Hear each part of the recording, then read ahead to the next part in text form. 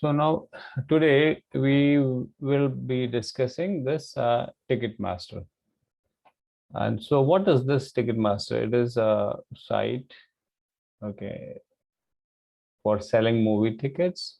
And I think there are similar ones, the Ticketmaster, and there is some Book My Show, and so on and so forth. So what it does is it allows you to browse movies which are actually currently being shown in different cinema halls, and then you can go to a particular show and book your seat, and you can do it anywhere, anytime using a browser. Okay, so this is what the Ticketmaster is. So now if you look for functional requirements, and the way I gather from the broking, most of it is from broking again. So it's like the first thing what will happen is you will be able to select a list of different cities, and it will be based on whatever the affiliate cinemas have been registered. So those cities will be shown, and so that is the first thing you will be able to see. You just whenever you want to search, you will be shown a list of cities. Then you can pick a city, and then when you pick up a city, then you should be able to see what are the movies which are released in a particular city. So there will be another list of movies. So that will be a second function sort of requirement, you can say. And then when you select a movie, then you will see all the cinema halls which are running that movie, and you will also see the show time. So the shows for those particular cinemas will be displayed, and then you can select any of the show. And when you select the show, you will be displayed a seating arrangement of that cinema hall. So you can actually go and look for browse for the seats, whatever, not browse, actually you can go and view the seats. And also the seats for the requirement 5, it says you should be able to distinguish between an available and booked seat. So there will be some color code distinguishing. uh, so so that is the way you'll be able to distinguish them. And then when you select any of the seats for the sixth one, you should be able to hold that seats for paying at least for 5 minutes. So this is what it is like. When you select the seats and you want to confirm them, then you will have at least 5 minutes to pay. And also the second one will be you should be allowed uh, to wait for seats to become available. In case if you don't find your favorite seats or the one which you are interested in, they are not available, or if there is nothing available, but there might be some others users who are actually in the process of deciding on some of the confirmation. So you should be able to allow, the system should allow you to wait for the seats to become available in some cases. So that is what it means. And the eighth will be follow first come first serve. So you have to have fairness in the scheme and the whole system service. All right. So whenever the first one who is actually trying to book, he should be given a preference first. So that has to be inherent in the system. And then the third will be you will just finalize the seat whenever you confirm it that you want to pay for it. You confirm bookings and pay. So on a high level, these are the 9 different requirements. They are broken down, but more or less they are almost the same. But there will be some of the requirements, some more additional requirements, or some of them might be redundant also. But just I've highlighted whatever I could understand from this broking. Question Uh-huh. about the requirements. So the first one says less different cities with affiliate cinemas. So the cinemas kind of register themselves with the Ticketmaster that show our kind of our cinema halls in these cities, and do they give this kind of data to the Ticketmaster to be able to use? Yeah, I think that should be the way it is. But they have not considered anything like how there will be a restriction of affiliate cinema. Like in India, we have PVRs and your AMCs and all that, right? So Cinemark and all those. So those groups of uh, um, affiliate companies, they might actually register with Ticketmaster. So whoever has registered, only those cinemas will be shown.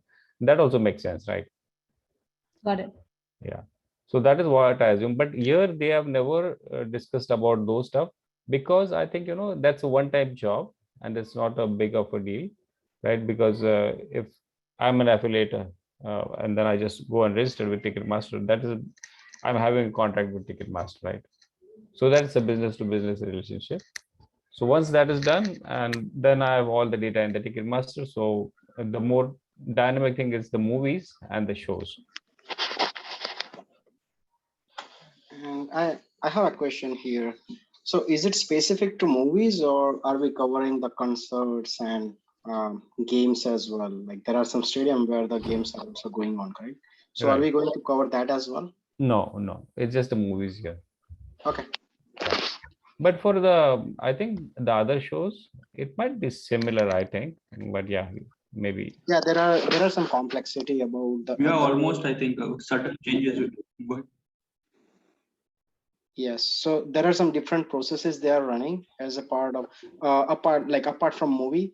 If you think about games and concert, they have different mechanism and some different processes they are following.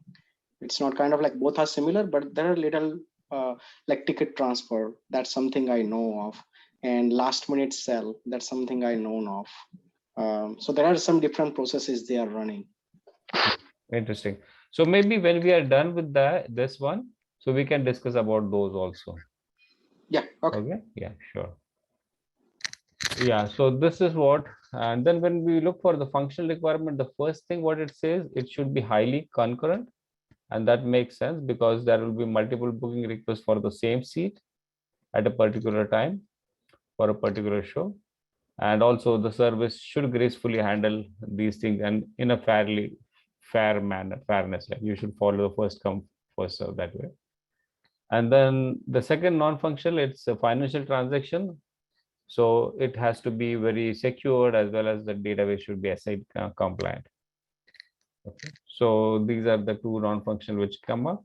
And in the assumptions and constraints, or maybe design constraints, whatever the we call it, so we are not going to consider any of the user authentication mechanisms. They are out of scope. And no partial orders. So it means the user actually gets all the tickets or it doesn't get all of them. And then fairness is mandatory. It has to be first come, first serve. And also to stop abuse of the system, we'll restrict only 10 seats booking at a time per user. And then also they talk about the traffic spike for a popular show. There might be a popular show. So that actually will have to handle, the system will have to handle that. Okay, so now you just talk about the estimations. So estimations, the numbers what I got from that grokking, as we have about 3 billion page views per month. And then we have 10 million tickets sale per month. So before going in the storage, if you look at what will be the QPS, so it's like the read QPS is about, if it is going to be 3 billion pages divided by 30 days and approximate per month, and then 86,400 per seconds per day. So it comes to around 1160 QPS. They are actually the read QPS.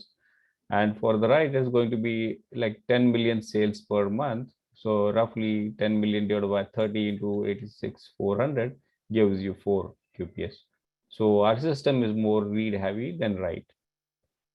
Okay, and if you look at the storage, they said, like, assume we have 500 cities, and then we have 10 cinemas per city, and 2,000 seats in each cinema hall, and 2 shows per day. And we are assuming like 50 bytes required for a seat booking, which contains IDs, number. So this ID is the booking ID, then the number of seats, show ID, movie ID, and all those information, along with 50 bytes for additional 50 bytes for movie and cinema information. So that will be 100 bytes. And if we look at the calculation, it comes to 500 by multiplied by 10 multiplied by 2000 into 2. 2 is for the 2 shows, and into 100 gives you around 2 GB per day. And if you look for a 5-year data, it's going to be 2 into 5 into 365. It's almost 3.65 TB. And I think our modern day server can easily handle that much data. Okay, so this is what is the estimation. Any questions on this? Okay. So then what the API is what they are talking about. So there are only two main APIs what they discussed here. Now one is the search APIs. So in the search API, you have these different parameters. One will have the API dev key, and this API dev key is usually used for many things, but the most important is it is used for throttling user based on their allocated quota. And then this keyword is basically you are using the keyword to search. And then the city, if you want to filter the movies based on cities, latitude, longitude, I don't understand why it is here, but yeah, but they're saying you can filter by that also. And based on the radius of the area in which you want to search for any of these shows. And then the start date time, end date time, there are again the filtering parameters based on zip code or start date time, end date time. And then it talks about some includes spell check also. And then the results per page. So whenever it's returning all the data, it has to return in the results per page based on whatever this parameter number is. And then you can sort based on different sorting parameters like name ascending, date ascending, distance ascending, and all those stuff. And you can have different combinations. And so it will be returning JSON. Sorry, go ahead. Why radius is a parameter of an external API? They're supposed to be internal, right? Yeah, so that was not clear, but as per them, they say that radius of area which the user is standing maybe, and then if we give the radius and says, okay, these are the events which I'm interested in. So I mean, that will anyways be decided by what we show on the front end, right? Say, for example, you would have a static list of different locations that you would show to front end, and when they click on it, and I mean, they will give you some sort of indicator that this is the ID they are searching for, right? Not the radius. Yeah, maybe. I think it is somewhat similar to the way Uber does, right? Like you choose a location and then within that radius, they show you whether the cab is present or not, isn't it? Given the lat and long. So Yeah, this so is the that will proximity mostly server. be based on your region. I mean, customer don't decide, right, for how long, I mean, within what radius they are searching for. It is our responsibility to give them whatever best we could give them, right? Yeah, that Yeah. makes sense. Radius is used for basically how far do you want to go to watch a movie, right? Do you want to drive 5 miles or you want to drive 50 miles? And depending on that, your data structure could change or logic could change. In the sense, do you return? So if the customer does not say 5-mile radius, do you want to do a deep search and return 50-mile radius worth of results? Not useful, right? I think they just added one more parameter, maybe if there is a different search for it. So that is the way I look at it. So is the question why we have radius? Right. Yeah, so basically, I think there is a default value, but you can always change it, because I have kind of changed my kind of search area or radius when I see that, okay, this particular movie is not shown anywhere in, let's say, 10 miles of where I live. So I like this movie so much that I'm okay driving, say, 20 miles. So I will increase that radius. So either it's like a geofence that you increase or something, and then the search results will tell you, okay, there is something 20 miles far that is showing this movie. Because sometimes you put a movie and then there is no results, that no cinema is showing it. Yeah, I mean, in the UI, right, they tell you which location you want to search on. They don't tell you within what radius you will be searching in. No, That they is do. I backend have providers. seen it on Cinemark or something. It shows you that what is the distance max that it is showing the search for. And you can always change it. Yeah, I think it's not that a very mandatory field, but like, so it's just I think an additional parameter we are using just to only display the results up to till this distance. That's I think it's not mandatory parameter. Yeah, they will be Yeah, a they are different optional, value if yeah. you don't put anything, right? They will Yeah. assume some value. Yeah. Yeah, some But- 5 miles or 3 miles, something like that. Let's say if they show you the area, right? But those I mean halls are completely booked. Then they give you the flexibility to what do you say, increase your radius, and then you can Oh, find okay. that Your interest area, right? Uh-huh. Yeah. That That could might be also one. be one of the Yeah, if the user is interested to even go for a cinema with Suggestions, something like that. Yeah, yeah, maybe. It's a business logic more of it. Yeah. yes. Yeah. Yeah, that's good. So then the second API, what they talk about is the reserved seats. And this reserved seats basically is again, you have all these parameters. You have API dev key, then you have session ID, then you have movie ID, then show ID, and the seats to reserve. So in this API dev key is the same, what we discussed. And now here we have the session ID, and it tracks the user's reservation. And once the reservation times expire, then it will have to remove the complete reservation from the server. So that is why the session ID is useful here. And then the rest of them, you have a movie ID, show ID. These are the normal parameters. And then when this API actually it will return either a different status, either the reservation was successful, or if the reservation failed due to the show was full, or the reservation failed. Yeah, please, And sorry, yeah. Santosh, please everyone mute. We can listen background noise. Thank you. And yeah, so if the reservation failed, then you want to retry. So other users are holding reserved seats and all that stuff, right? So we'll come to that more when we discuss the flow of the system. Okay, so this is what the reserved seats is. And then now we'll just look at the high level of the data model. So the data model actually, some of the things what we also discuss now, the initial thing, it will show all the list of cities, and each city will have multiple cinemas, and each cinema will have multiple halls, and each movie will have many shows, and each show will have multiple bookings, and user can have multiple seats.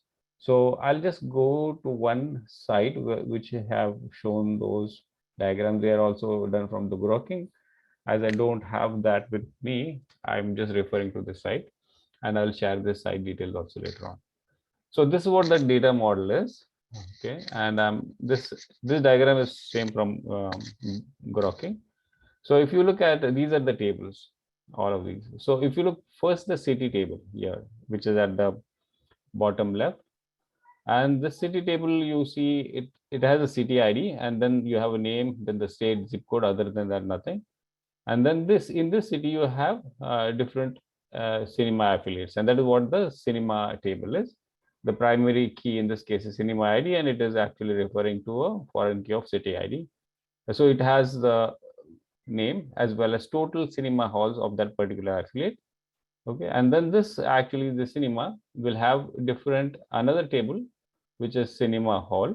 So all the whatever those halls of that particular affiliate will be, they will actually be using the cinema ID's foreign key from here, and then you will have the name of that cinema hall, and then the total number of seats available. And the same thing from the movie also. So movie also won't have any foreign key like the city, and it will have the title, the description, the duration, language, release date, country, and genre. And then it will have multiple number of shows, but usually here we consider only 2 shows.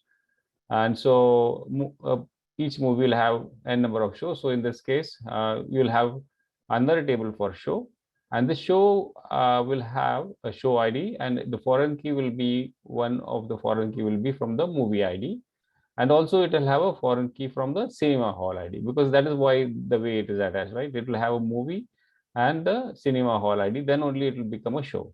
and there will be multiple shows in this. And also for the cinema hall, you see there will be number of seats. So in this seat, you will have a cinema hall ID as a foreign key, and then you will have a seat number and whatever the types are. And both of these together, like the show and the cinema seat, this table actually will form a show seat for a particular seat. Okay, so then we'll have a number of seats, and then this is our interesting thing about the booking table. So the booking table will have its own primary key, but it will refer the user ID. In this case, we are saying we are not more concerned about the user ID also. So user ID also here doesn't have any foreign key, but it has all the details of the user.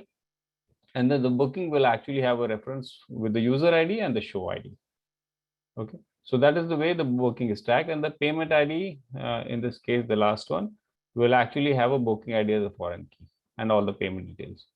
So the booking ID will actually interact with the show seat, and based on that, it will pick up all the data from the cinema seat available and whatever the shows will be, and then it will form a booking. Okay, so on a high level, this is what the whole data model is. Any questions on this?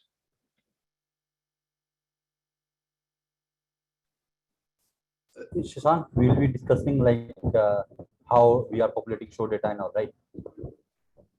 Yeah, they are just showing how we will be populating the data.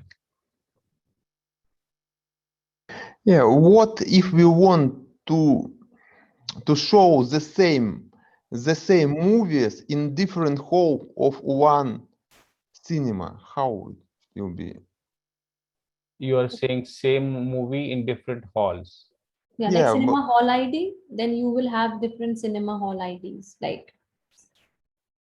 So. Yeah, so you mean to say across different affiliates, you want to show the same movie, right? Yeah. Yeah.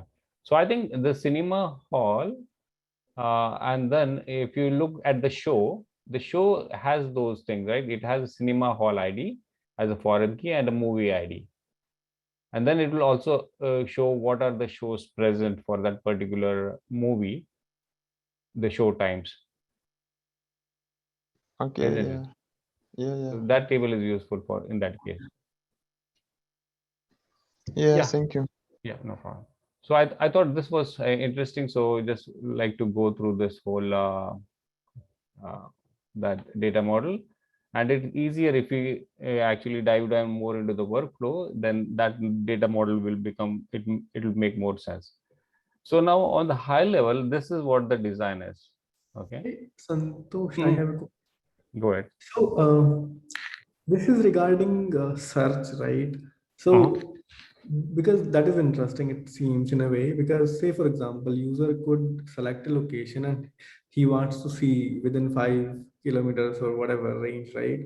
How would the query look like? How does the search processing happen based on location, no other parameter for the time being? So you are Just saying based on the so- location? Yeah, I have a lat long that I am currently searching for, and the radius associated with this is, say, for example, 10 kilometers. And I want to search, I want to hit my DB, give me something based on my current location, user's current location within 10 kilometers radius. How do we do that? Well, yeah, what you say makes sense, because that is the reason I said earlier, the latitude, longitude, and as well as the radius doesn't make sense, because I saw in this data model, they don't show it at all. Okay. But the way I look at it, we can actually, the latitude, longitude will be helpful. So either the city will be mapped based on it. Okay. Or maybe the cinema halls, this particular table. So this will have a reference of latitude, longitude, because that makes sense, right? Because this is static data and it will have a latitude, longitude. So you will be searching on the cinema halls. Okay. Based on the cinema hall, then you will always look for each and every cinema hall, how many shows you have. And so with the show, you always have a movie ID as a reference. So that is one way of looking at it. So I think that might be one way, but yeah, there is some data missing in this data model for sure, but it's more of an abstraction of whatever the data they have. I mean, I was thinking in a slightly different way. Mm-hmm. I was thinking maybe this data model is for storing this data, but when it comes to search, right, probably they would just put all this data in a Elasticsearch and do a search there just for satisfying the search queries. In that sense, right, the bringing in the distance, radius, doing a radial search would be much simpler there, But rather how than would doing that? it on a structured join, because you will end up doing a lot of joins here, right? with this, Yeah. for every Yeah, search there query, is something called which may not searching. have bottleneck. Yeah, right, Balaji. So we could actually go with the geospatial database, right? So this data model is more centric on the booking, if you look at it. So if we do a booking, and then that actually makes more sense. But for search and all that, yeah, what you say makes sense. It will be more of an elastic search. You'll have some more other information extracted from all these data and then put in elastic search for searching. I think we would still need this kind of structured. Yeah, go ahead. Yeah, so the question is, how would the search even work there? Say, for example, right, person could search, I mean, he's in, like, say, for example, Delhi, right? Delhi somewhere in Kor, whatever, I don't know, Bangalore, Kormangala, whatever, right? So you all you have is the location, the lat long of that user. Now you need to find where all the other those whatever And you call cinemas them. are, yeah. So that's what Yeah, someone said, right? exactly. The cinema So- hall will have that information of lat long of the cinema hall. Yeah, that is fine. How would you search based on Yeah, lat I long? think, Then the geospatial, the way you discuss the proximity server, right? The Yelp based design. So we actually divide in basically different geospatial quadries. search, right? Yeah, right. And then you go and find out. So when you go So to the typically, right? Yeah, go ahead. Yeah. I think as you mentioned, right? So you'll have either quad tree or alt tree support, which is embedded into the, which is already embedded in the search engine with this kind of search, elastic search, right? Right. So it will allow you to do the search in a better way, in an efficient way. It's not like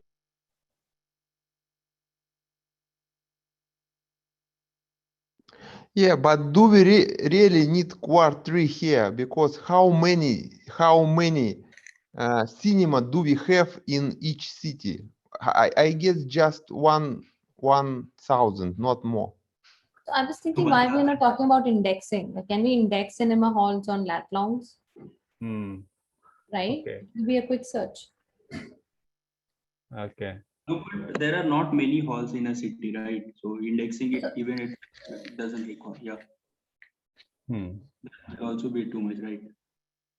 I mean, how many 1,000 halls? I don't think in a city you will have, right? That's too much exaggerated number. No, but if you have a user and user is moving, as someone said, like if he's in Delhi or in Bangalore, if he moves, yesterday was in Bangalore and then moved to Delhi. So then he wants to search the cinema closer to his. So maybe it makes more sense. So the user can just open and see the point of interest about the cinema halls around him. And then he can find those. Yeah, that is one way of thinking. But yeah, I'm not sure the way you are saying, Shashank, how much business feasibility will be for that. I'm not sure. Yeah, that might be a question. Then as CS said, right, we can have a lat long based indexing. And then that should be at least. That may be a problem if you have a lat long based indexing. Okay. Yeah. Because most of the database provide you the one-dimensional indexing, except only few provide you the functionality to have a multi-dimensional indexing. And if you use the database, we just provide the single dimensional and you index on the either lat or long. So when you, let's say you have fetch the data based on the lat, so it will fetch the data belongs to that latitude. And all of though, the yeah, and then you will have to filter that data. Okay, the intersection might take more efforts. we can use. So the question is, so basically, why do we have to go to database for a search, right? So if you have 1,000 cinemas and the combination of cinemas and movies playing is not too much. Everything can be in memory, right? So Yeah, whenever there is a mapping kind of thing like Uber, Yelp, or whatever, they use a trie database, trie data structure, which is very efficient for searching for which is the closest within the X radius.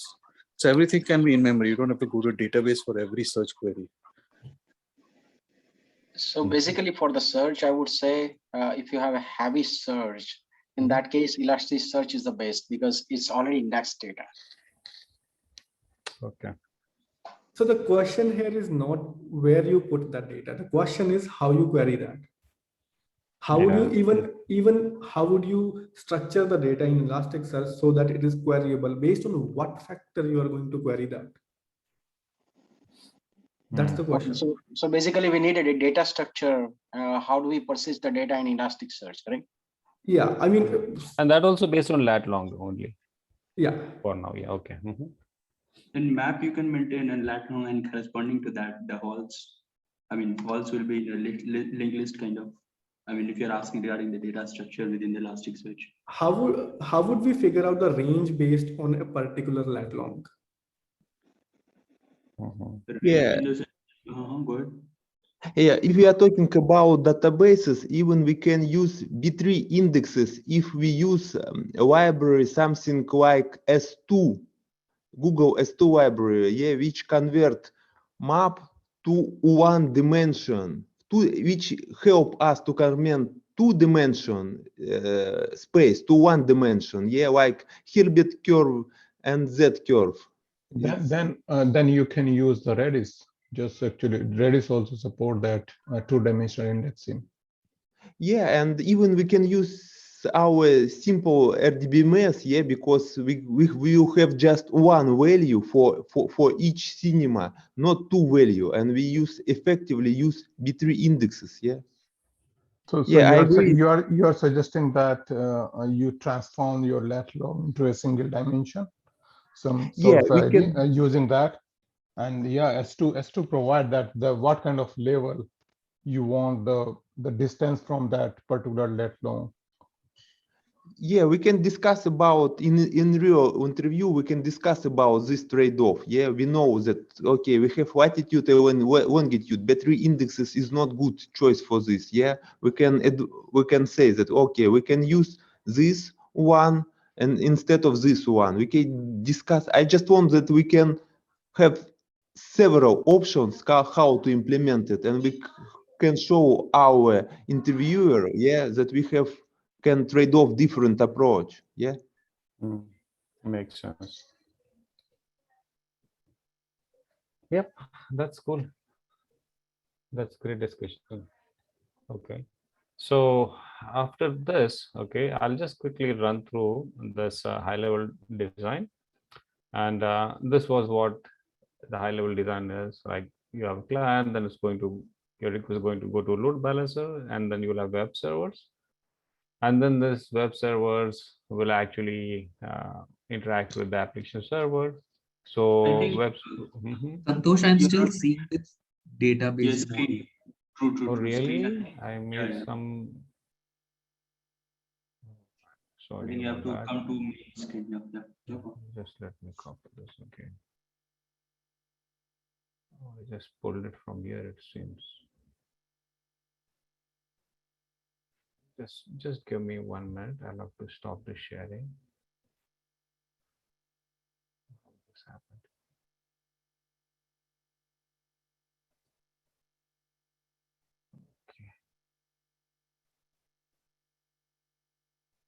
Okay. Are you able to see now? Yeah. Okay. Yeah. So in this is the high-level design. So we have this is the clients. The client request goes to a load balancer, and then we have this web servers. So web servers will manage all the user sessions here, and then the application server will handle all the ticket management stuff, and it will interact with the backend databases and the cache server. So this is the way the reservations will be processed. And to just go and have a look at the workflow, I'll again refer back to the same site, and hope you're seeing this site again here, right? Okay. Yeah. So this this is what actually is the workflow. First is, as we discussed also, I'll just again go through it because these are important when we actually go through each and every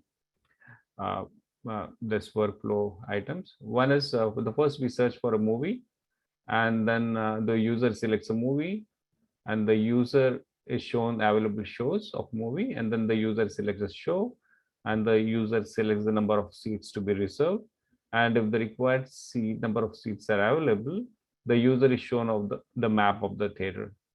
If not, then it actually jumps to the step 8, wherein it gives the user different options.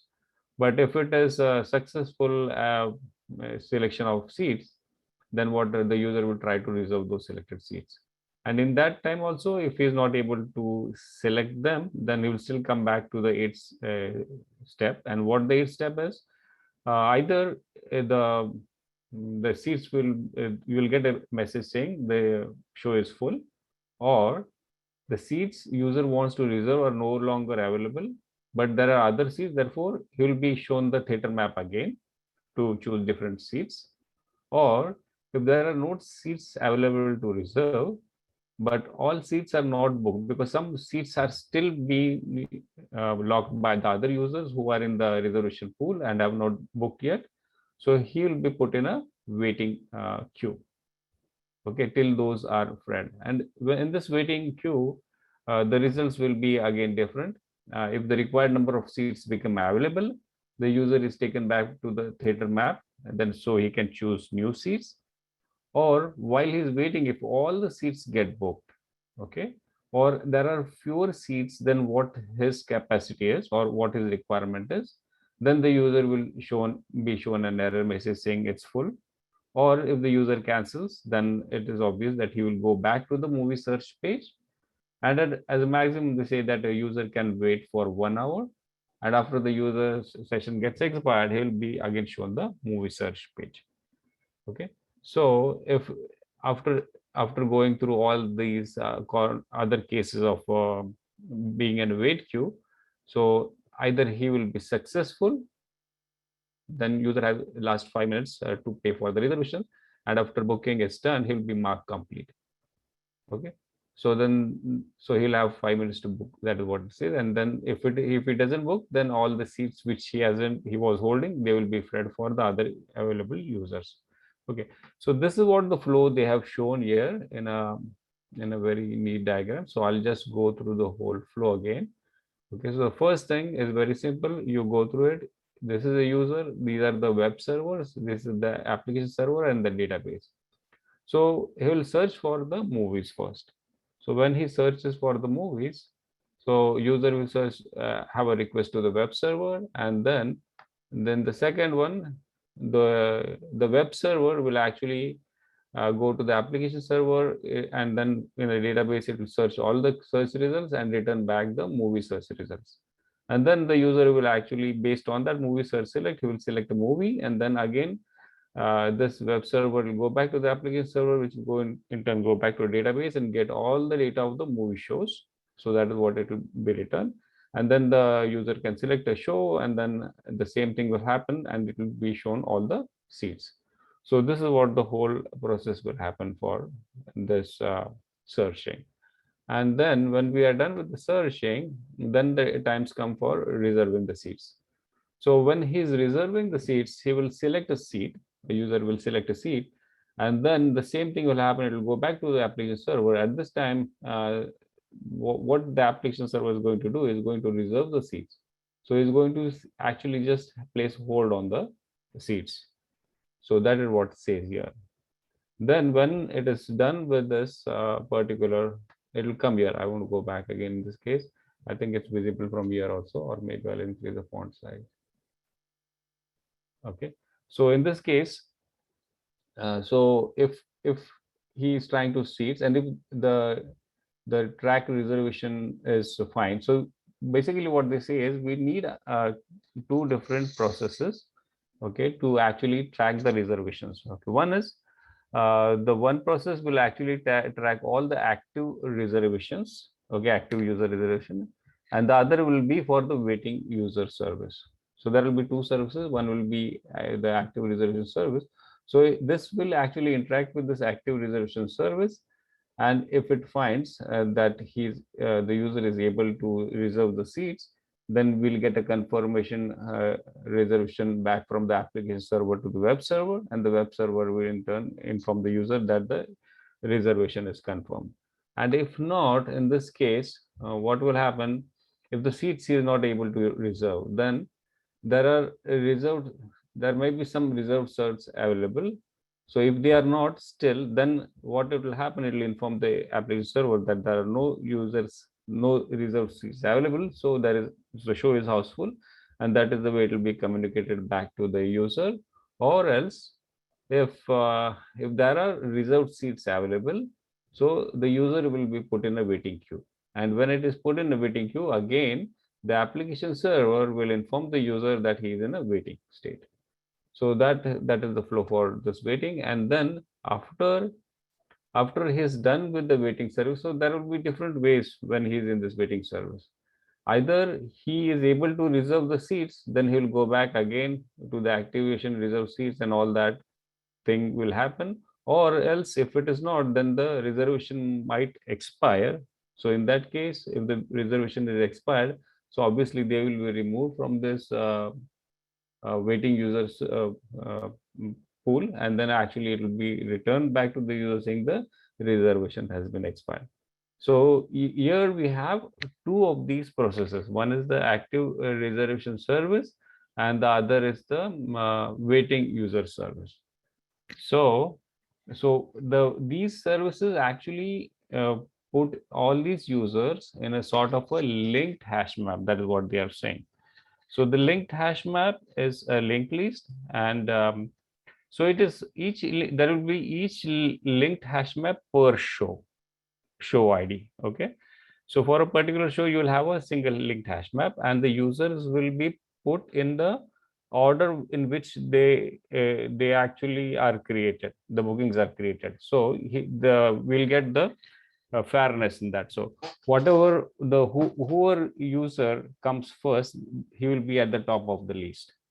Okay, so whenever he's in a waiting users list, at that time the seats become available. The user who is at the head, because head will always point out to the user who has come first.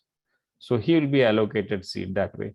So that is a slightly complex way they have actually expressed over here, but they are using two different services to monitor all this information. Question here. So the hash map that you're talking about, Santosh, the key would be, I'm thinking, would be the seats ID, because the key has to be something, either an object or a single value. So what would be the key of that hash map? The value will be a list of the users who are trying to book those seats, right? Right. So see, there are two things. One is you will have a hash table first. Okay. So this hash table will be a map of your show IDs. Okay. In this case, so the key will be here in this case will be show IDs. Okay, and your value will be actually a linked hash map. Okay, actually I'm not able to write it here. Linked hash map, something like this. Okay, so this hash table per show you will have one entry. Okay, and in this linked hash map, so each and every you will have a linked list and a hash table, right? So in each and every linked list node, you will have a booking ID. Okay, and then the timestamp, I believe. Yeah. So booking ID actually will give all the information of whatever it is, and this will be the timestamp. So and this timestamp will be like increasing timestamp, because the one which is the earliest one will be at the head. So this will be the linked hash map. So this is the way it is at least for the active reservation service. Booking so it will have this data here. So two level of data structure. Sorry. Yeah. So the booking ID is the key of the linked hash map, and timestamp is the value. Yeah. In this case, booking ID actually they are not a timestamp, because Okay, yeah, it has to have a key ID, right? Yeah, it is something like a key. Yeah, the booking ID will be the key, and then you will have a timestamp.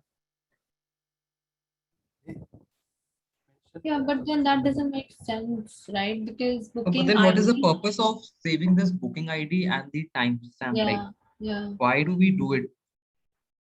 Well, okay, see the way why we do it, because you will have a number of these nodes, right? It will be a linked list.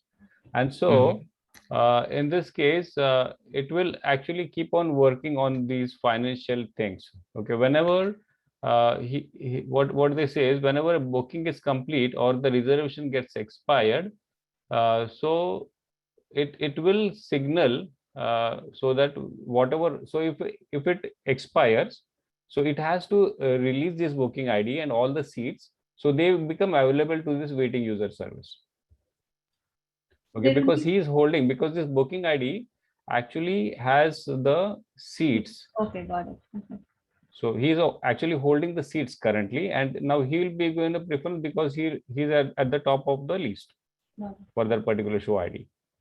So that is the It's a- reason you need the booking ID. There is some other data structure where there is a mapping between booking ID and seats. So whenever this is freed up from here, those seats will be kind of available. Then in this one like idea, like then in this linked hash map, shouldn't like instead of a linked hash map, shouldn't it be a heap which will kind of rebalance itself based on the timestamp? Like So someone has reserved a seat, and as soon as the time is getting passed, suppose you can reserve a seat for only 5 hours, Okay. right? So in that case, So- see, if we have one like this booking hash IDs, okay, 1, 2, 3. So this Right. is, these are all different users. So this is U1, U2, and U3. Correct. Correct. So now my U2 comes in, he wants to cancel this. He doesn't want to go ahead. Right. So if you have a priority queue, you cannot actually access, you have to access sequentially from the top or the bottom. But if you Right. have linked hash map, you can actually go to this location with this user location, and you can access this and actually delete this from the linked list. So that is the flexibility what they are looking for. Yeah, but what is the reason of such complexity? It's not clear why we Because cannot see, use because another. if we delete this, so this user is holding number of tickets. So this tickets, because someone in the waiting user list actually is waiting for tickets or the seats availability. So if this guy cancels his booking, so those seats will be available for the people who are waiting in the waiting user service. So you have to actually free the seats. So that is why they are maintaining this. Yeah, And but if you, it's not clear what is the source of true of our work. Let's say that that some node crashes. Yeah, it can happen. Yeah. Okay, even our system fall down, and then we wanted to start up it, and where we will keep information about work. Yeah. Okay. So see, this information is redundant. Okay, so this is going to be in your memory, and also this information is actually replicated in the database also. Okay, so at least the booking ID you will always find it, but how this linked list is being created, okay, some of the information will be in the database. If you're actually, you are saying if you're, so here they are using a replication mechanism like the master slave for all of them. But in case if you are saying even the master crashes and the slave, everything crashes, so then how do you restart and build up all of these things again, right? Yeah, for that fault tolerance, they are using that mechanism. So you can actually go back to the database and you can actually create again this whatever the list is required for the active reservations and also for the waiting users service. Also, show ID, we are saying there will just one entry, right? Show ID, so this hash table will be actually a big table, right? So it will have many show IDs, right? So it will have movie one. For one show ID, there will be just one record. Right. Yeah. For one show ID, it will be one. So if you have multiple show IDs, then it will have many such entries, and then they will be pointing to this list, whole list here like this for everyone. But for the show ID, right, request can go in different machines, right? So how will make sure that for a single show ID there is just one record? It can go in different machine, and one machine won't know that this particular show ID exists in different machine. So actually, you are talking about partitioning, correct? Yeah, like these instance, these server are behind load balancers. So it is like not partition. We are saying because we are keeping in memory, we are keeping machines in memory. So these are behind ELB. So for a show ID, can request can go in different machine. So there will be multiple entry for a show ID. Will it create issue like in this design solution? Well, multiple entries for show ID, I'm not sure they will, because see, this service will handle all of this stuff. Okay. So actually, I'm getting your point, but I'm really not. I'm trying to recollect how they are doing it, and how can the show ID be put in different servers. I don't think so. There will be a big, huge data for that. So that will be a part of a particular service, and that service will be replicated. Correct. So you will always have that data in your master as well as the slaves, because that will be populated based on looking at your database, all this information. So I see, think whenever this your design, seat is actually it is confirmed, so that also will be updated in your database. So that information will always be there with the database. does it mean this design expects you to have all the records of requests for the same show lands on the same server? That's what it looks like to me. Because if you're having in-memory data structures and all, you expect all the requests for a one show land in the same server. Otherwise, you will not be able to keep track of all these linked list and all, right? Right, that might be one way of doing it, but I'm not sure, because then they also talk about when they are partitioning based on show ID, and they are also Not saying about that, the database. Mhm. I'm not talking about the database, even the request. In the request, When a yeah. request comes for a book, right, booking, even which host processes that request, as per this design, you need to make sure that they all land in the same server. Yeah, so actually each service will also, like if you talk about this service, okay, so this will also be replicated, right? So you'll have one master, and then you will have these two passive ones. So they will actually communicate with each other. So whenever one fails, again, you will have the same mechanism of making a slave a master and all that stuff, right? So it will be replicated across all of the three, but then it will be. Santosh, the question is not about database. The question is about the machines who are processing these requests. Right. So We I was need a trying to backend address for that, this. but they are saying, each service like this, okay, this active reservation service is using 3 servers. Okay. So they allocate 3 servers for any show. So for every show, we'll have 3 servers. And also one thing I didn't fully understood is the fact that the waiting service, right? What is the user experience? Okay. I mean, I booked a request for booking a ticket, Mhm. and let's say I ended up in a waiting service. So so what happens to that flow? Maybe I missed it. Maybe you might Okay. have described it earlier. Okay, sure. So the waiting service actually, it tracks the expiry, right? So whenever user actually is trying to book a ticket, and if is not able to get the same seats, but there are still some seats available, okay, because other users are holding on them to confirm it. So then that user will be put in a waiting user service. Okay. So the waiting. So the user experience is like the user will be waiting for that bucket, Right. that ticket. Right. He will be waiting only for the ticket. If that particular show's tickets are still in transition, okay, then only he'll be waiting. If they are not in transition, then he will be actually returned at household. Show is full. Because typically when I try to book something, right, so instantly it will say, hey, tickets are unavailable. You can try later. Something like that I have seen, but I have not seen like a waiting room kind of user experience when I try to book. I'm not sure. Maybe some platforms may provide it. I don't know. No, this is what they say here.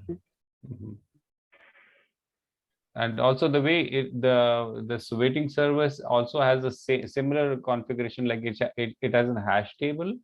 Okay, and then it also points, it points like show ID with a linked hash map. But in the linked hash map, the way it talks about is each of this entry will be a user ID, and then it will be the timestamp. So that will be the instead here we have this booking ID and timestamp, right, for the active reservation service. But for waiting user service, it will have a user ID and the timestamp. That is only difference. Yeah, I would propose just use database and transaction in database in order to implement this booking. Yeah, we have just 4 write requests. It means 4 booking requests per second. Yeah, we have 200, more than 200 milliseconds per one request. Yeah, we can lock each seat. We can lock each seat and check if it has been already booked or not, and if not, we can just book it. No, that is fine. See, when actually you want to do booking, you really want to get the information, it has to go to the database. But why it should go to the database when he's just waiting and he is just in transition? Some user actually is trying to book tickets and he's holding the seats. But this another user for the same show, there are some available seats. There are potential will be available. If the user might cancel them, or maybe his time's out, right? So it is always better, because just for a single entry, why he has to go back and look for all the seats again and come back? Then why do we even put it in the waiting state? Shouldn't we just say that the seats are not available? Well, we put it in the waiting state because all the users are given a flexibility. They can hold the ticket for some time. Say And 15. Sorry? I said say 15 minutes, right? Yeah, some timing they have given. So because we have to maintain that SLA, isn't it? Okay. And also, if we say the user is always full, and then again we show that it is not full, so we might lose a business on that also, and then the fairness won't happen. So because when we are putting the user in the waiting list also, they are also based on the fairness. So the user who has come first will be put in the list, the first one. So he will get whatever the seats are available, he will get the seats. The guy who's waiting on the head at the top of the list. So therefore, the fairness is maintained. To maintain all those SLAs, this is what the design is. Yeah, but if we let user to wait, yeah, we will have to somehow push notification to user. Yeah, when that way also you can do. But if everything is so you are saying for a user ID, specific user ID, you can actually when the seats are available, you can pass on the notifications, isn't it? So, but then that can be done here also, right? Yeah, I'm asking myself, if I was trying to book, okay, the system said me wait for 5 minutes. Okay, so after 5 minutes, it should be able to notify me, yeah, and I should be able to pay. But maybe I even closed the page. Yeah, No. I think they still want you to be able to go through that flow manually, right? They will say seats are available and you have to still go and like pay like yourself. See, if the notification, the way I look at it, the way they are doing is they are trying to hold you, Correct. So they don't want to leave you. If you leave the site, then you actually lose your interest. Correct. So therefore, they are actually putting you on hold and showing you different screens. And so they are saying that seats are getting available or something happening at the back end. And in the meantime, they are looking if people are booking or not. If people are not booking and they are getting released, they don't want to lose their business from you too, right? But then don't you think like this is like moving away the real time experience? Suppose you keep people in the waiting state and after some time, few of the seats become available, right? Now, what do? Say there is a person who's waiting and 5 seats are available. Do you assign these 5 seats to this person, or you put them in the available pool? And there can be a scenario wherein at the same time another person comes in to book the seat. Even he can see those seats, right? If they are available in that pool. No. So once you actually have a list of users waiting for that show ID, you are not going to put back to the available pool. So Okay. you are always going to give to this list of those people who are waiting first. You going to complete, and when your whole list is complete, then only you are going to put to that available pool. Or else then that doesn't make sense, right? Or else he will get, and then it is not going to be a fairness. Suppose you kept the person in the waiting pool, and that person, just goes away. You assign that seat to him, but the person is no more there, correct? So then what do you do? I think we have to manage the session, right? The session should be alive for that user ID. If there's no alive session, you're going to move to the next person in the list. Yeah. So isn't it a bad experience that you are reserving your seat, say, for next 10 minutes? Say the session is active for 10 minutes. You're reserving it for 10 minutes for no one. And for the actual... No. You won't wait 10 minutes, right? If the session is not active, you're going to just evict that person from there and move to the next one. Yeah, so if you free some of the seats, and if you are saying that in a waiting pool you have already a user waiting, and if that user is waiting, you assign those seats to him. Okay, but if the user leaves, then and there is no user waiting for those seats, then yeah, surely you have to assign it to the available pool, no? Okay. So they're trying to maintain the fairness. So that is the scheme they found out, and I think maybe it's Now, working just to for make them. it little more complicated, right now we are talking about a single booking system, right? But then if we talk about the practical scenario in India, say like, there is this Book My Show, but then you do not directly go into Book My Show. There are different things like Paytm or say Amazon or 3-4 other service providers. Using them, you can book that ticket, correct? So in that case, the server which we are talking about, which server is this? This is the actual Book My Show server, right? And then these reserved queues, waiting queues, like where do they reside? Because there are different service providers which are indirectly connected to this. Well, okay, see, the Paytm is all of them are payment gateways, correct? So no, that not the payment gateways. They even show you the seats available. You can book your seat through them, not just the payment thing. You can even book your seat through them. But then they might have an interface with this Book My Show. Yeah, they must be calling an API, right? Yeah. So this API might be coming again to the load balancer here. Exactly. That is what I think. Direct to that Book My Show page, right? Even if you click on Paytm. Okay. Yeah. So this is so no, but then I feel like we guys are not thinking through it. See, like talking about a single system, that is absolutely fine. But then we should talk from distributed sense. And Paytm user going to Book My Show to book the ticket, like that will introduce a lot of latency. So for a Paytm user, the seats are booked at Paytm server itself, not at Book My Show. But how does it get no, I don't think so. Like why? So fairness will be maintained, right? So are you saying a quota system for each of these? The quota system, along with there is a sync process which syncs the data between these different aggregators. So then there might be some SLAs with these aggregators, right? Yes. So then you'll have to think do about that. it. It is a real-time experience, and if you keep on calling these different services, it will introduce a lot of latency. Yeah, so if latency is introduced, then surely we'll have to have different mechanisms to resolve that latencies, right? Yeah. You get latencies, no, while booking with Paytm. Yeah, and they are talking about 5 minutes and all that, so that's a huge time anyway. So some of the latency should be fine, but yeah, you'll have to resolve that, and you'll have to address those issues.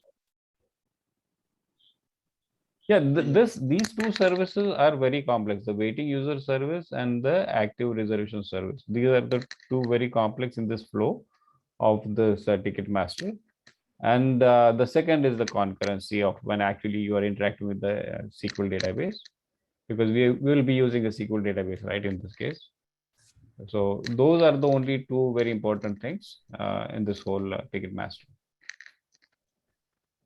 You can even model this as a message queue architecture, right? Instead of keeping everything in one box, have message queue being the show ID as the or book ID Topic. as the topic, yeah. So Yeah. that you will get scalability, and also there is no state kept in one box, right? You can horizontally scale. Any node can pick up any item, but only thing it comes down to contention on the database, because again you need to use some kind of transaction to serialize. Yep. That is also a good one. Yeah. So I'll just quickly run through the other stuff. In this case, so this is what the whole flow was. And okay, then they talk about something about concurrency in this case. So how do we handle concurrency so that no two users are able to book the same seat? So it says like we can utilize the transaction isolation levels, which is 2, and I think it is a serializable. And so if you use it, you set the transaction isolation level to serializable, which is the highest transaction level, right? And it guarantees from all these dirty reads, non-repeatable reads, and phantom reads, and all that stuff. So this is what the SQL statement we can use. So set transaction isolation level to serializable, then you begin your transaction, then you select your, find all your show seats for that particular show ID, and then you are actually trying to reserve some seats if the state is free. And then if everything returns successful, then you actually update the show seat and then update the booking and then come to the transaction. So this is the way you can handle the concurrency, because you will have to use a serializable transaction Is isolation it level. specific to some SQL database, or it is applicable for all SQL databases? I think so. At least the transaction isolation level, they have a few of them, right? One is the serial, the other is a snapshot. Yeah. Yeah, as another options, yeah, we can select from show seats for update, yeah. We cannot use serializable level. We can just select from show seats where something okay for update, yeah, and this select will lock record, and then we will update them. So you are saying we don't need this to Yeah. set this to this isolation level? Yeah, to be honest, serializable it looks very strange. Yeah, it will actually lock all the rows, right? Yeah, and I would On say the it's read. not widely used. Yeah, usually Yeah. we can if we want to what want we to achieve with this level, we can use just select for update. Yeah, if we want, and we will have the same effect. Yeah, and it will easy to explain. Okay, we want to select seats, log them, and update and do booking. But then what do you want to update it to? Right now, we are not Status. sure whether the user has booked the seat or not. Right now, Yeah, say we you just want to reserve it. Basically, yeah, we just need to select where status is 0, yeah, and change status 0 to something else and set user ID. Okay, but Nick, generally when the request comes in, it comes for a seat number, right? We select the seat on the visual graph, like image that we get for a hall, and then those are like seats which are numbered. So we cannot just say, okay, just book any seat which has status 0. We have to see if those ones which the user kind of selected is available. Am I getting what you want to, what you're saying correctly? Yeah, and they are using show seat ID, yeah, 54, 55, yeah. And So we just log these ones, right? When we are updating them, we just don't log all the rows in the table, just these ones with the show seat ID, this one. yeah. So we are locking that in that show seat. That is a table show seat. So you'll have a row for 54, 55, and 56. So then he's locking all these 3 rows. Only, yeah. But then how does the database know I need to lock only these 3 rows?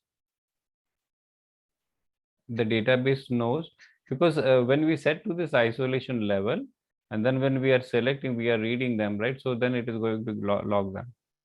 But then we are even reading the show ID is equal to 99. So it can even log that whole show ID, correct? How does it get to know that I only need to log these 3 rows, 54, 55, and 56? So I think in database we can use atomicity also. There we can block individual row. Right, with what Nick said, like, select and update, I feel that is a better approach because that has an update clause. So that will take care of locking only those 3 particular rows. But then when we say select star from this, where show ID is equal to 99 and seat ID is this, I don't know how does the database understand that I need to log only these 3 rows. I don't know what they're doing select star, Yeah. to be honest. Yeah, I don't know. So sometime back when I was reading about this design, there was a better approach. Like what they said was, instead of doing updates on the actual physical table for preventing these concurrency issues, what we should do is we should create a temporary table and copy over those rows into that temporary table. We should always touch the physical table, like update anything in the physical table when we are 100% sure that the seat has been booked by a particular user. Why? Because right now you will be updating it and saying that, okay, I'm reserving it. But suppose the payment fails. In that case, you will again update it and make it as available.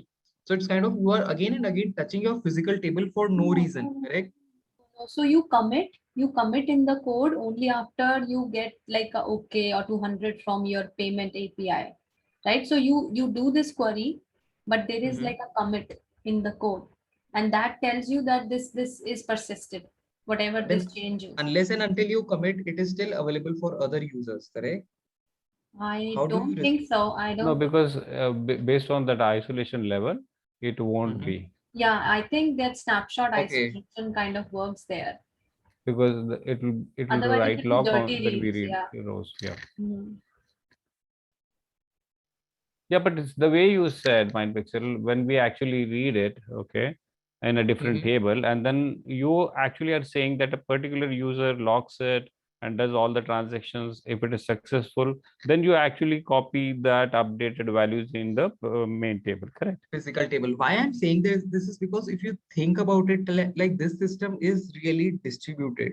Once you block a seat, then you call the payment gateway, and payment gateway is not sitting in your boundary, correct? It is a third party API. You call the payment gateway does all the validations, and then it further connects with the actual bank where the money is transferred, correct? So it does take time.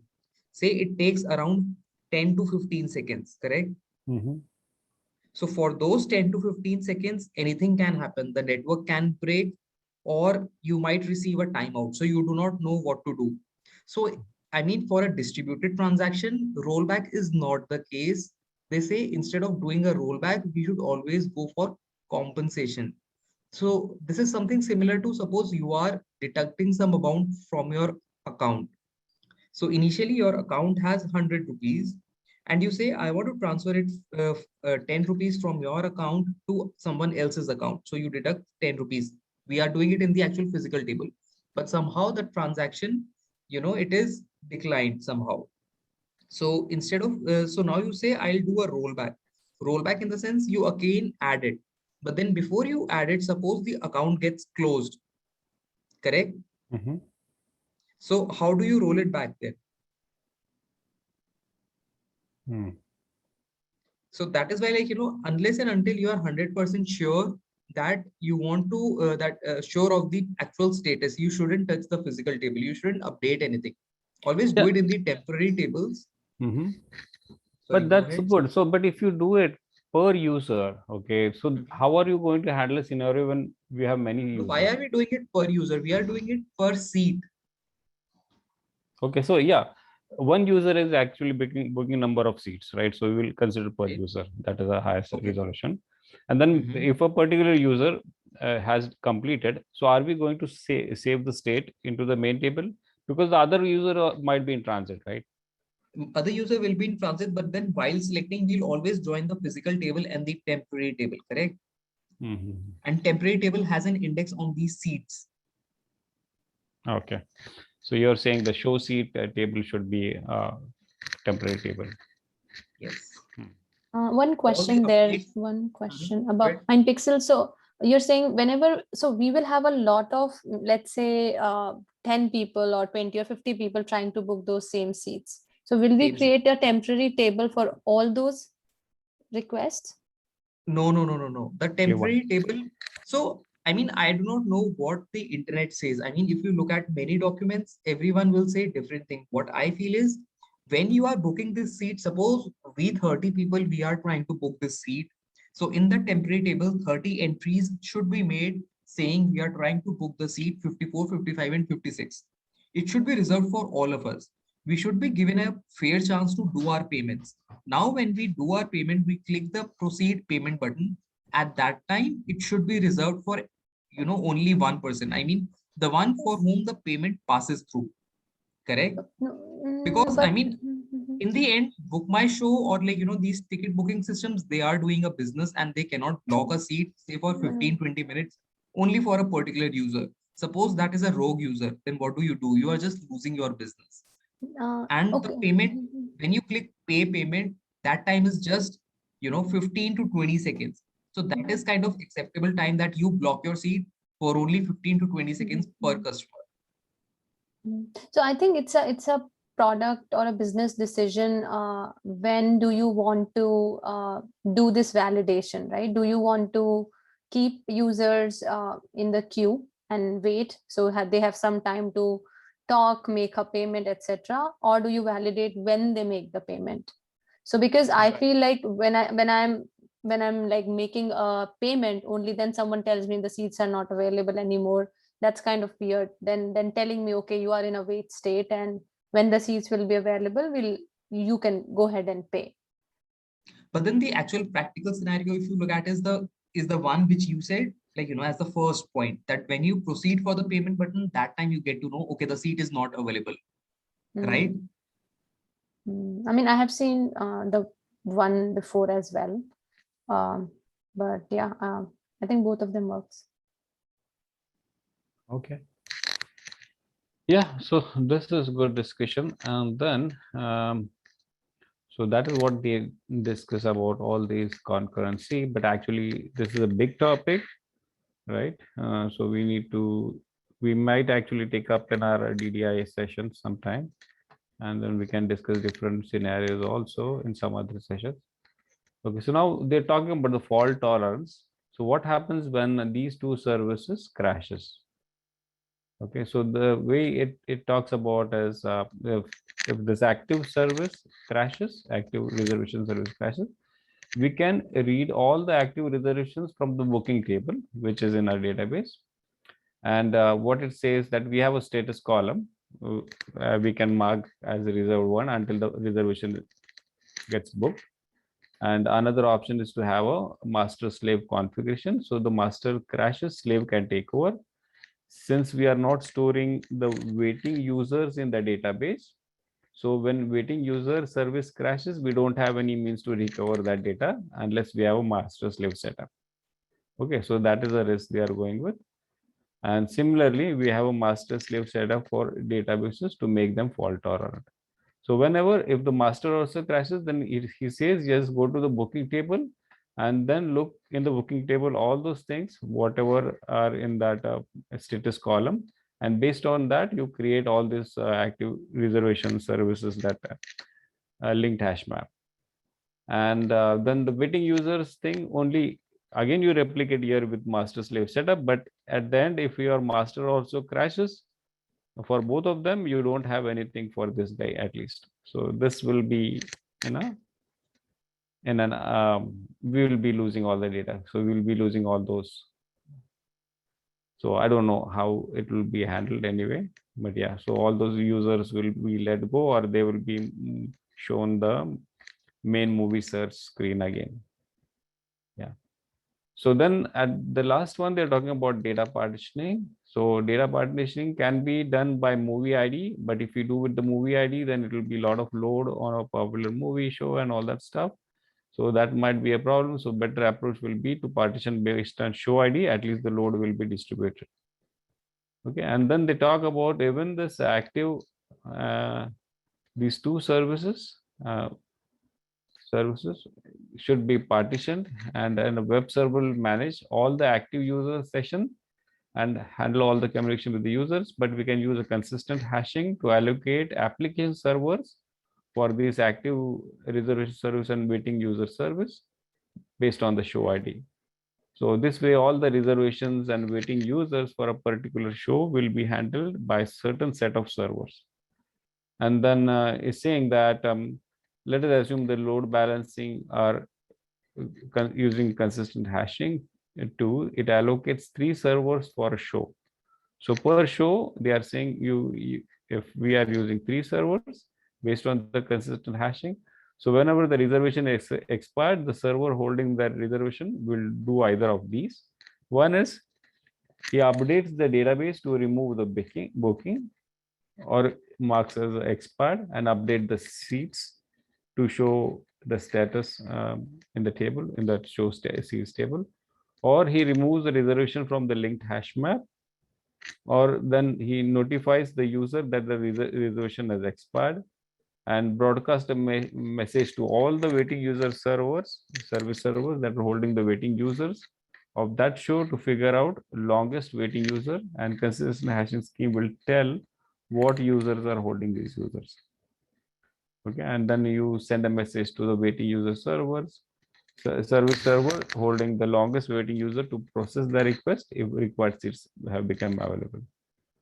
So this is one thing you can do. And so whenever the reservation is successful, then it is very simple. The server holding the reservation sends a message to all the servers or servers holding the waiting user of that show, so that they can expire all the waiting users that need more seats than the available seats, because they are demanding more seats than what are actually available, so they will actually get a result showing the show is full. And upon receiving above messages, all servers holding the waiting users will query the database to find how many free seats are available now, and database cache will be greatly helpful in that case. Or at the end, you expire all waiting users who want to reserve more seats than the available, and for this the waiting user service has to iterate through the linked hash map for all the waiting users again. Yeah, so these two services are more important, and actually it will be more, we might need to go more in details about it, but yeah, this is what is over here. This show ID and location should also be there, right? A location they are not showing, because see, show ID will be a combination of a movie and the cinema hall, a physical cinema hall, and also the show time, the show time. Yeah. So let's say, I mean, yeah, that will be a very weird case, like everybody books at the same time. I mean, rarest of the rare chance, right? So in that case, that's again, it will be, what do you say? If there is no location, if we don't shard it based on the location, then there won't be traffic for that particular time. Too much of traffic, like 2 to 3, let's say some show is being booked. So if you have a show ID and you are saying many users are trying to book that particular show ID only, because this is the particular, what will happen, the way I think is, a show ID is for a physical cinema hall and a movie that we are booking on. Okay, and also the people who are booking all, they will be around that proximity only. You cannot find all of the billion users all going to that show ID, because they will be geographically distributed. No. Yeah, that means location comes into picture, right? Yeah, but that actually will be taken care by a show ID, because the show ID is related with the movie hall ID also. No. But that's not being generated using those city or cinema hall ID. This is some random unique number, or maybe some alphanumeric value. No, but movie IDs are distinguished. Like in every city there will be a distinct ID for movie hall, right? Like if PVR is only there will be movie, I mean, ID, different IDs. So shard will be, different shards will go on, like what is it, for every, so there will be a different shard. Yeah, every show ID will have a different shard. So therefore, they were trying to distribute the load. So if we actually shard it based on movie ID, and if for a particular popular movie ID, all of the requests go to that particular server, then actually it will be a problem, correct? So then the best way would be to actually at least shard based on the show ID. So it is distributed across many servers. So that same load. The load will still be there. Load is not going to go away, but it will be distributed across different servers. And also the way I look at it, for a particular show ID, it will be only few number of users actually targeting it. Yeah, but the whole of city is actually targeting that, then yeah, that will be a problem. But anyway, it is going to be a problem for all the shows for that particular movie. If we see the number, what they consider that, so we have, I think, 3 or 4 requests per second for write. Right. And I think approximate 1K request for read only. Yeah. No, it's not much. Yeah. So for read, actually, you can use the master slave replicas. Yeah. Okay. So yeah, but this is slightly complex. These two services are complex, and I'm sorry, I really didn't go in details about that. I just read through it, but I also could not find more time. But they are actually talking the same thing over and over again, how actually you move the users from one queue to another. And if you really understand this hash map, linked hash map, it's basically nothing but it's a queue. Okay, so they are just putting in a queue, and that's the way they are handling all the users. Yeah, personally, I feel that they are more complicated, the design. Right. Just right, for right. that 4 write requests per second. Yeah. Okay, so I will stop this unless anyone has any questions. Okay.